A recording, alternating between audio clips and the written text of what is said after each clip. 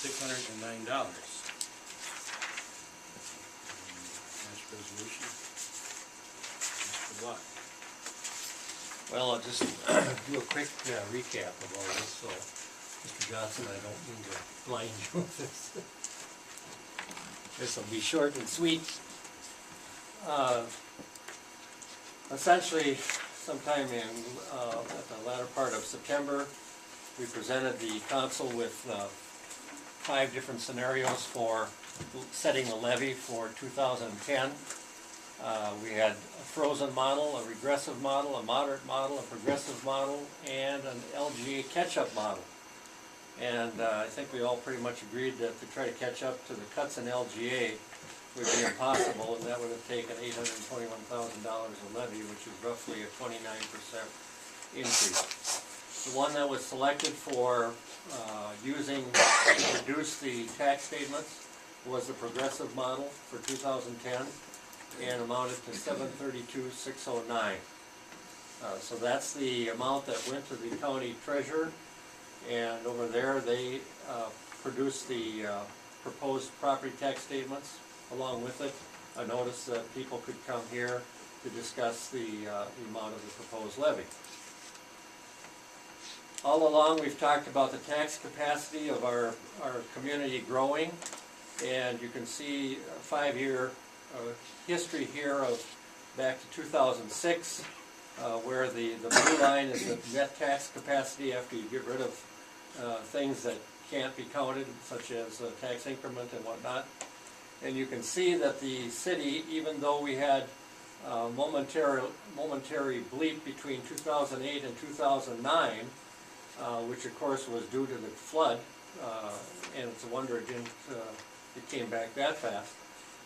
The numbers for 2008 again are based on the beginning of 2007. The numbers for 2009 are based on the beginning of 2008. And now the numbers for 2010 were what the assessor saw at the beginning of 2009. And with that number being at 900 and some thousand, it would appear there's one more jump that should come, at least one more jump in terms of recovery of the value. The local levy, as you can see, is the red line, and contrary to what the state officials, some of them would want us to believe, of course, the cuts in local government aid are only going to cause the red line to go up because they're paying less in their help to the city, and if we're just going to stay level, we've got to take it from there. History of the base revenues. You can see here what's happened to the local levy. That's in the blue.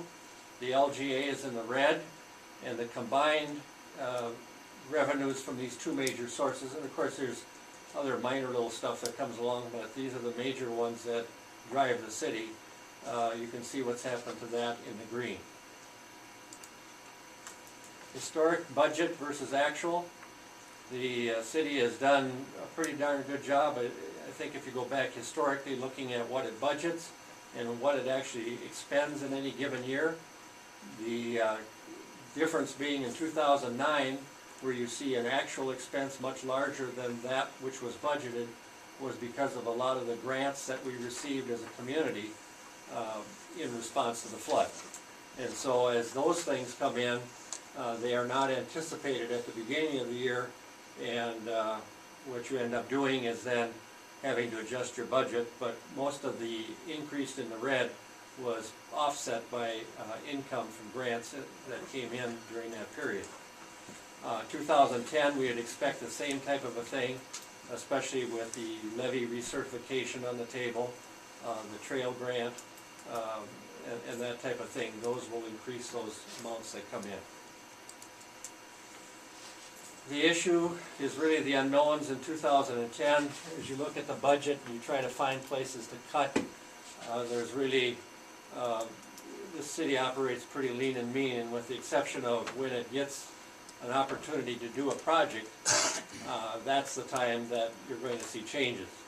The legacy trail grant that you authorized to be sent in, if it's awarded, and we won't know that till sometime in January or February, had roughly a local match of $75,000. So bear in mind, at this point, we haven't allocated for that. We'd have to take something from somewhere else. The levy recertification that you heard about last week, while they talked favorably about finding money, and there is hope that we can find some cash from other sources, be it some of the deed or DNR or MnDOT, most of those are going to ask for some kind of a local match initiative, because it's the only way they can spread their dollars and still come out feeling important. So if the total cost is 1.1 million, I'm guessing that they'll drive our match down closer to the 250, but at some point we're going to have to, as a community, show that we care, and then of course they'll care. The EDA has been very active over the past couple of years, and the total for these projects are unknown. There's a lot of discussion going on about the rental housing market that's going on, and whether it's done by the public sector or in conjunction with the private sector, helping them make that leap of faith, if you will. I believe there will be costs associated with getting that off the ground. Certainly we have the Rushford Hypersonic Manufacturing Facility that, as they move from the prototype phase of their career into a manufacturing career, there is not enough space left where they are, and at some point we're talking and working with them, and they are very active in working on an alternate manufacturing facility here in Rushford. Just as an example, not that it means that we're going to do something, but G-Force Inc. Digital Manufacturing Center is making a presentation to the EDA tomorrow morning regarding needs, and they'll be presenting themselves as a company that is willing to move to Rushford, bring jobs here, and become a manufacturer of long-term, and in exchange for that they need some help to make that happen. Certainly the well-publicized new public library City Hall project continues to be on the docket, and the 375 is roughly the city's acknowledged share that it would, if it so chose to take the dollars that came originally from that Greben Horses property that's still sitting there and could be used. One that we haven't talked a lot about but may hold some promise going into 2010 is the Watershed District Initiative.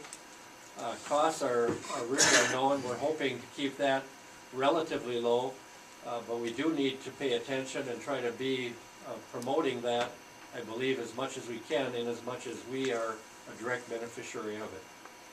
So that brings us to decision time 2010.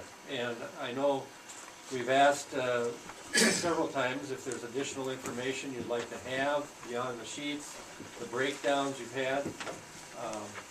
We haven't had any other requests, so at this point, I guess we've put everything out that we can. And Kathy, when does this need to be to the 24th? 24th.